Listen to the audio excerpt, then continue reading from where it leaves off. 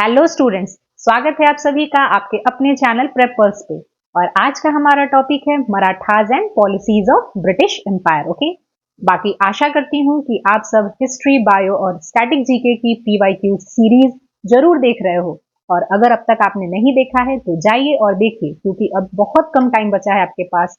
सो accelerate कीजिए अपनी preparation को। तो चलिए बिना किसी देरी के हम अपने लेक्चर को शुरू करते हैं। ओके, तो चलिए आज का जो हमारा फर्स्ट क्वेश्चन है वो है, in 1680, Dash, son of Shivaji, ascended the throne after his success in the War of Succession against his brother Raja Ram, है ना। 1680 में शिवाजी के डैश पुत्र ने अपने भाई राजा राम के खिलाफ उत्तराधिकारी के युद्ध में सफलता के बाद सिंहासन पर कब्जा किया। ओके, तो देखिए यहाँ पर किसकी बात चल रही है? शिवाजी के बेटे के बारे में बात चल रही है। तो चलिए सबसे पहले थोड़ा सा हम शिवाजी और उनके बेटे के बारे में देख लेते हैं, थोड़ा कॉन्सेप्ट को समझ लेते हैं। देखिए शिवाजी जो है उनका जन्म कब हुआ था? इनका जन्म जो है वो 1630 में हुआ था, ठीक है। और आप सबको ये पता ही होगा कि ये फाउंडर थे और कंसोलिडेटर थे किस चीज के? मराठा एम्पायर के, मराठा साम्राज्य के। और एक बहुत इंपॉर्टेंट चीज कि इनकी जो काउंसिल ऑफ मिनिस्टर्स थी, ये भी कई बार ये पूछ लिया जाता है कि इनकी जो काउंसिल ऑफ मिनिस्टर्स थी उसको क्या कहा जाता था? उसको अष्ट प्रधान भी कहा जाता था। ओके, तो ये भी बहुत इंपॉर्टेंट है, ये भी आप याद रखना। ओके, बाकी इनकी मृत्यु 1680 में हो गई थी। देखिए ज्यादा मैं डिटेल में नहीं बात कर रही हूँ, बहुत ही पॉइंट टू पॉइंट बात कर रही हूँ आप सबसे। ओके, बाकी हम आगे चल के और डिटेल में बात करेंगे जब आपका ये एग्जाम खत्म हो जाएगा फिर। ठीक है, तो चलिए अब हम शिवाजी के बारे में जान लिया। अब देखिए अब हम बात करते हैं संभाजी, जो इनके सबसे एल्डर सन थे, है ना। जो संभाजी थे वो कौन थे? एल्डर सन ऑफ शिवाजी थे। और अभी एक मूवी भी आई है छावा करके, संभाजी के बारे में ही है, जिसमें विकी कौशल ने रोल प्ले किया है छावा का। तो ठीक है, तो संभाजी का, तो उस मूवी को आप सबने जरूर देखा होगा। तो उसी के बारे में यहाँ बात है। संभाजी जो थे वो क्या थे? एल्डर सन थे शिवाजी के। और इनकी, संभाजी की और शिवाजी के एक और पुत्र थे राजा राम, इन दोनों के बीच में सक्सेशन की लड़ाई थी, ठीक है, सिंहासन की लड़ाई थी। और इसी लड़ाई में कौन जीतते हैं? संभाजी की विजय होती है और फाइनली वो गद्दी पे बैठते हैं, गद्दी उनके हाथ में आती है। डन। तो चलिए क्वेश्चन हमारा यही था कि 1680 में शिवाजी के डैश पुत्र ने अपने भाई राजा राम के खिलाफ उत्तराधिकारी के युद्ध में सफलता के बाद सिंहासन पर कब्जा किया। किसने किया था? संभाजी ने। तो हम ऑप्शन नंबर सी के साथ जाएंगे। डन। चलिए नेक्स्ट क्वेश्चन पे आते हैं।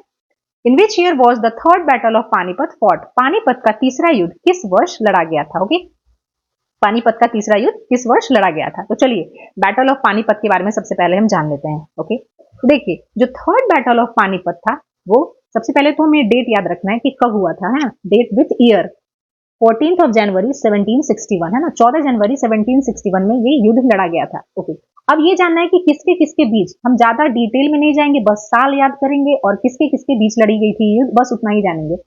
अहमद शाह अब्दाली, है ना, अहमद शाह अब्दाली जो कि क्या था? एक अफगानी रूलर था और मराठा के बीच में। ओके, और देखिए जो अहमद शाह अब्दाली था इसका साथ कौन दे रहा था? शुजा उद्दौला। हमने पढ़ा था बैटल ऑफ बक्सर के टाइम पे जब मीर कासिम जाता है तो वो किसके पास जाता है? शुजा उद्दौला जो कि अवध का नवाब था। तो यही वो शुजा उद्दौला है, ठीक है।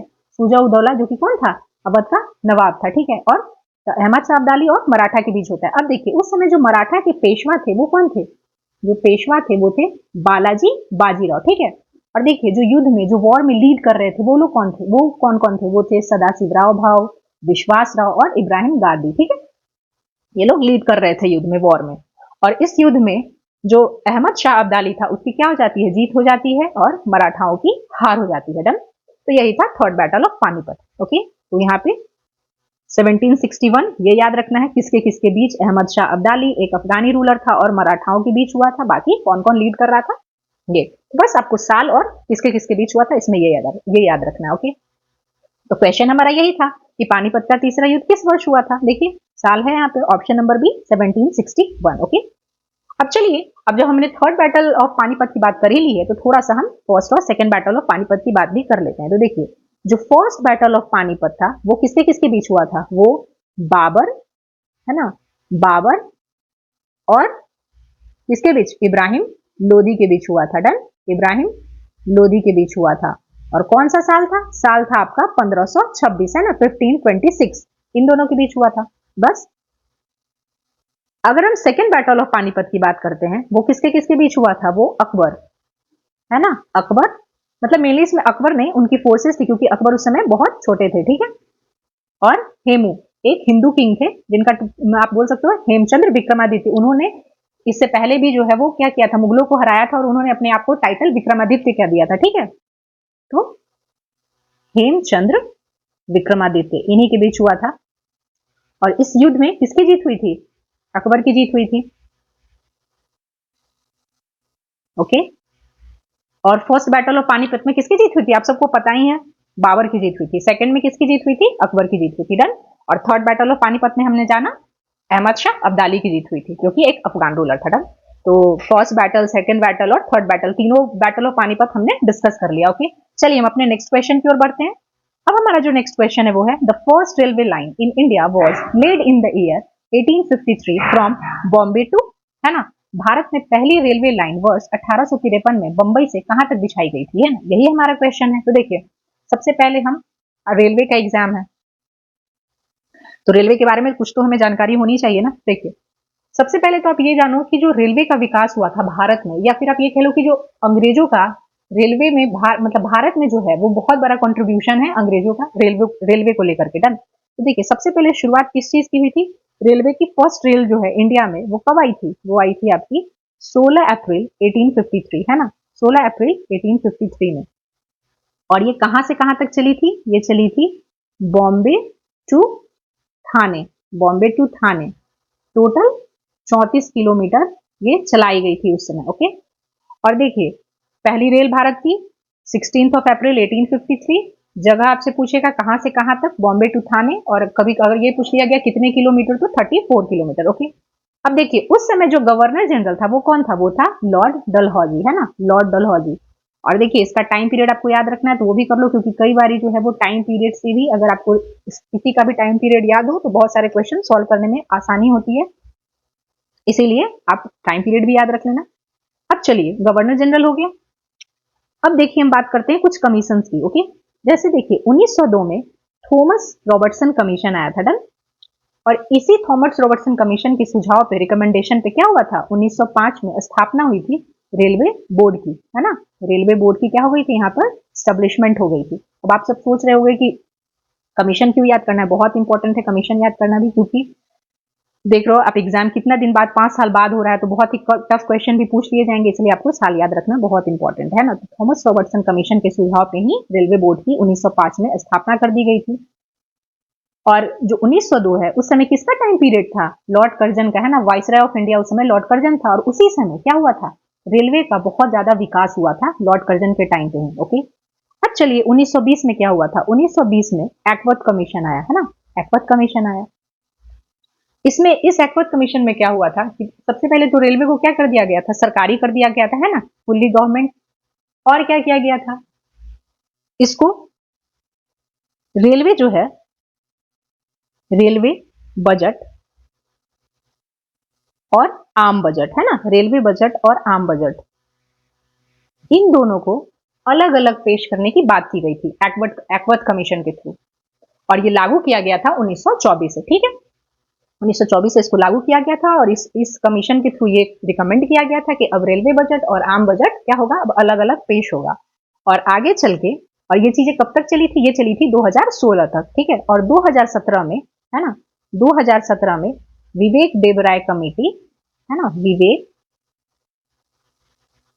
देबरॉय विवेक देबरॉय कमेटी के तहत क्या होता है? ये रिकमेंडेशन आता है कि अब फिर से रेलवे बजट और आम बजट क्या होगा? फिर से साथ में पेश होगा, है ना। इस समय क्या होगा? ये सेपरेट था। डन। और विवेक देवराय कमेटी के रिकमेंडेशन से फिर से क्या हो जाएगा? ये साथ में हो जाएगा, है ना, रेलवे बजट और आम बजट अब अलग अलग नहीं होगा, साथ में ही होगा। Okay, done. यही था पूरा रेलवे के विषय में। डन। तो चलिए, अब हम अपने क्वेश्चन पे आ जाते हैं। तो क्वेश्चन था हमारा कि भारत में पहली रेलवे लाइन 1853 में बंबई से कहां तक बिछाई गई थी? बॉम्बे टू थाने, है ना, बॉम्बे टू थाने। और एक और इंपॉर्टेंट आप नोट याद कर लो कि जो पहली इलेक्ट्रॉनिक ट्रेन थी, है ना, फर्स्ट इलेक्ट्रॉनिक ट्रेन, वो कहां से कहां तक चली थी? वो चली थी Bombay to Kurla, Bombay to Kurla. Okay. और अगर साल की बात करें तो 1925 में, देखिए, फर्स्ट ट्रेन चली थी वो बॉम्बे टू थाने, ठीक है, और फर्स्ट इलेक्ट्रॉनिक ट्रेन की बात करते हैं वो Bombay to Kurla, year 1925। Done. चलिए हम अपने नेक्स्ट क्वेश्चन पे चलते हैं। हाँ, एक स्टेटमेंट है, नेक्स्ट क्वेश्चन पे जाने से पहले आप एक स्टेटमेंट याद कर लेना, दादा भाई नौरोजी के द्वारा दी गई थी, क्योंकि देखिए रेलवे का एग्जाम है, रेलवे से रिलेटेड है, तो बिल्कुल ये क्वेश्चन आने की बहुत ज्यादा पॉसिबिलिटी है। जैसे आप देख रहे हो, मतलब आपने बहुत बारी देखा होगा कि बहुत कुछ जो भी घटनाएं घटती थी उस पे क्या था, उस समय लोग अपना एक स्टेटमेंट देते थे उस समय के।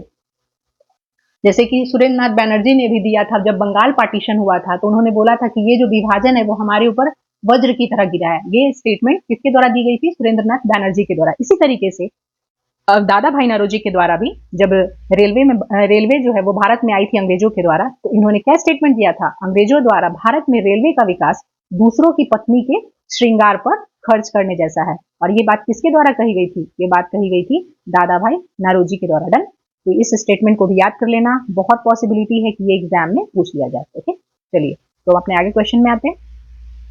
One of the most important contributions of the British to India in 1853, which enabled people to travel long distance, was 1853 में भारत में अंग्रेजों का सबसे महत्वपूर्ण योगदान, जिसने लोगों को लंबी दूरी की यात्रा करने में सक्षम बनाया था, है ना, वो था। तो अभी हमने देखा सबसे महत्वपूर्ण योगदान, सबसे इंपॉर्टेंट कंट्रीब्यूशन उनका क्या था? जो कि सबसे लंबी दूरी की यात्रा तय कर रहा था, वो था रेलवेज, है ना। सब कुछ हमने देख लिया, कब बिछाया गया, कहां से कहां तक, कितना किलोमीटर। बाकी हमने कमीशन के बारे में भी जान लिया, फर्स्ट इलेक्ट्रॉनिक ट्रेन के बारे में भी जान लिया। Okay, done.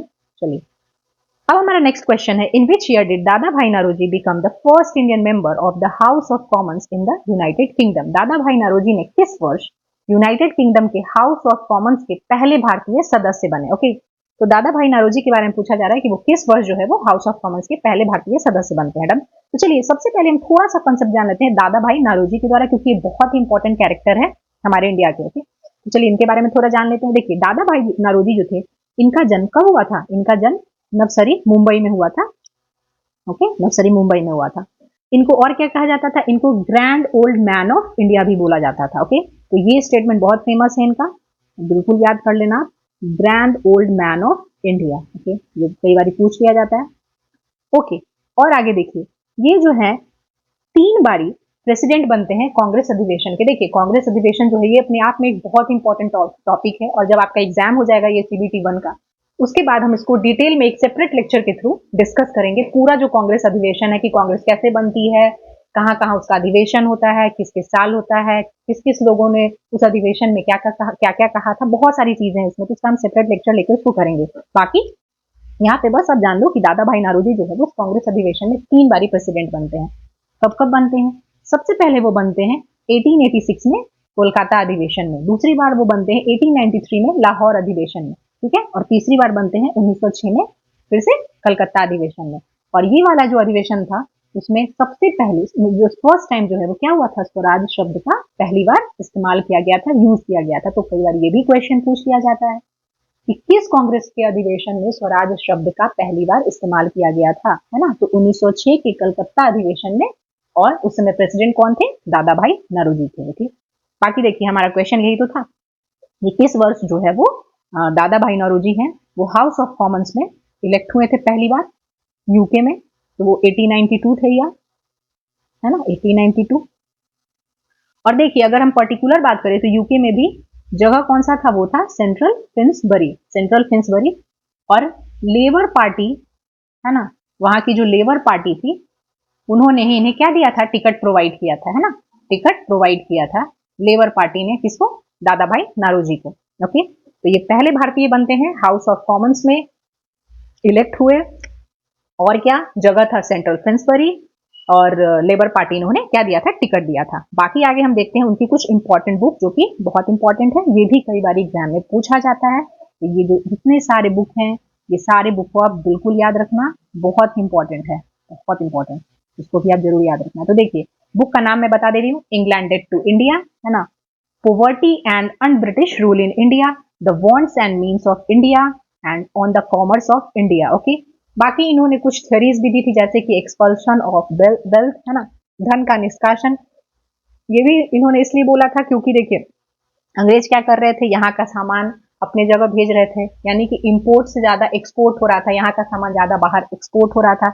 इसलिए जॉन सॉल्विन के द्वारा भी एक स्टेटमेंट कहा गया था कि हमारी जो है वो व्यवस्था बहुत कुछ स्पंज की तरह काम करती है, जो गंगा के तट से सभी अच्छी चीजों को सोख कर थेम्स नदी के किनारे लाकर निचोड़ देती है। ट्रेन से ही तो वो सारा सामान यहाँ से एक्सपोर्ट करके ले जाते थे, और आपको पता ही है कि थेम्स नदी कहाँ पे है, लंदन में है। तो यहाँ से सारा सामान ले जाके वहां पे रख देते थे ये लोग।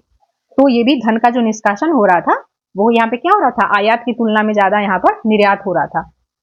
और इसलिए जो है एक्सपल्शन ऑफ वेल्थ की थ्योरी भी दादा भाई नौरोजी ने दी है।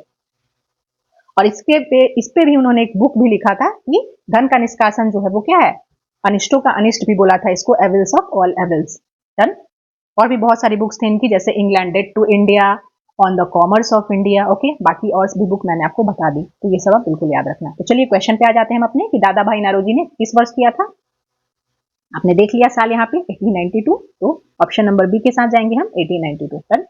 चलिए अब जो हमारा नेक्स्ट क्वेश्चन है, who was the first person to discuss the concept of poverty in India before independence, है ना। स्वतंत्रता से पहले भारत में गरीबी की अवधारणा पर चर्चा करने वाले पहले व्यक्ति कौन थे।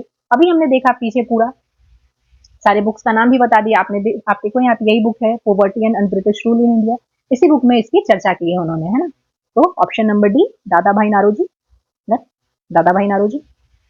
चलिए अब है हमारा question, who was the first Indian origin ruler to accept the system of subsidiary alliance, है ना। सहायक संधि प्रणाली को स्वीकार करने वाला पहला भारतीय मूल का शासक कौन था।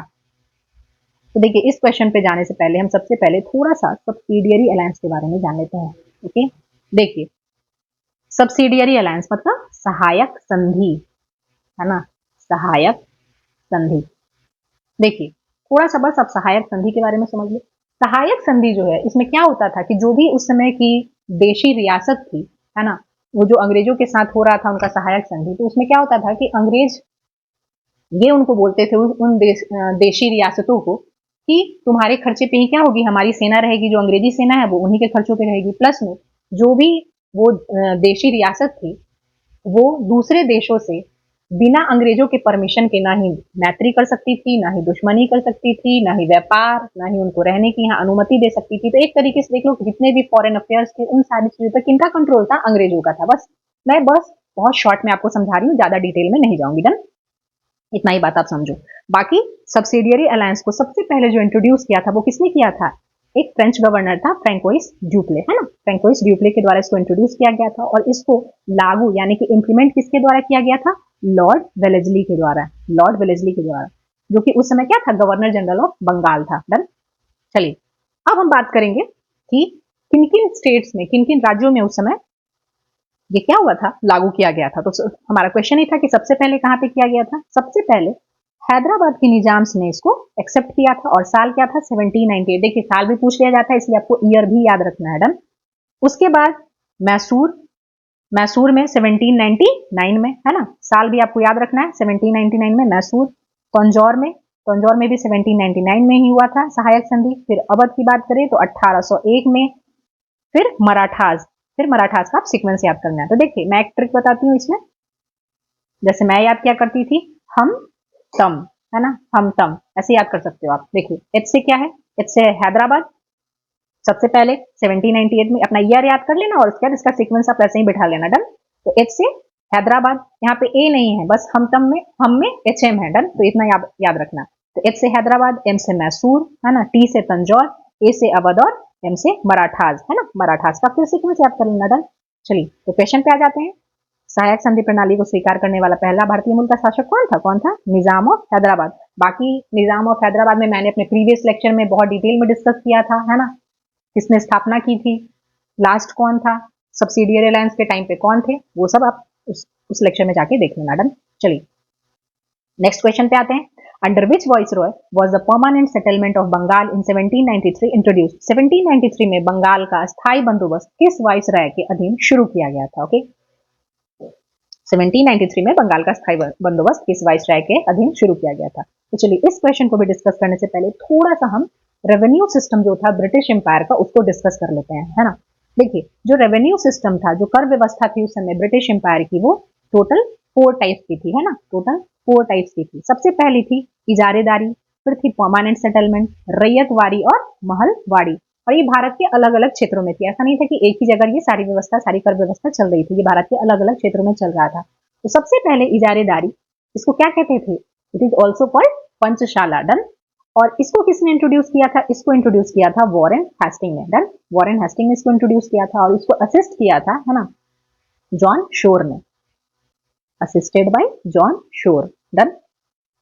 और देखिए इसमें क्या था, इसमें बस पंचशाला नाम से ही लग रहा है, 5 वर्षों के लिए क्या होता था, जमींदार जो थे उनकी बोली लगाई जाती थी जमीनों की, और जो भी हाईएस्ट बीट करता था, जो अधिक बोली लगाता था सबसे ज्यादा, बस उसी को उस जमीन का कॉन्ट्रैक्ट दे दिया जाता था 5 वर्षों के लिए। बाद में हालांकि ये फेल हो गया था और ये 5 वर्ष से घटा करके 1 वर्ष कर दिया गया था। बस इतना ही जानना है आपको इसमें। चलिए अब हम नेक्स्ट बात करते हैं किसकी, परमानेंट सेटलमेंट की, है ना, अस्थाई बंदोबस्त। इसको अस्थाई बंदोबस्त कहते हैं हिंदी में। इसका और भी नाम है जैसे कि इस्तेमरारी, मालगुजारी, ये सब भी कई बार पूछ लिया जाता है कि स्थायी बंदोबस्त का दूसरा नाम क्या था, तो क्या था, इस्तेमरारी, मालगुजारी। डन। इसको जो है वो इंट्रोड्यूस किसने किया था, लॉर्ड कॉर्नवालिस ने, है ना, लॉर्ड कॉर्नवालिस के द्वारा इसको इंट्रोड्यूस किया गया था।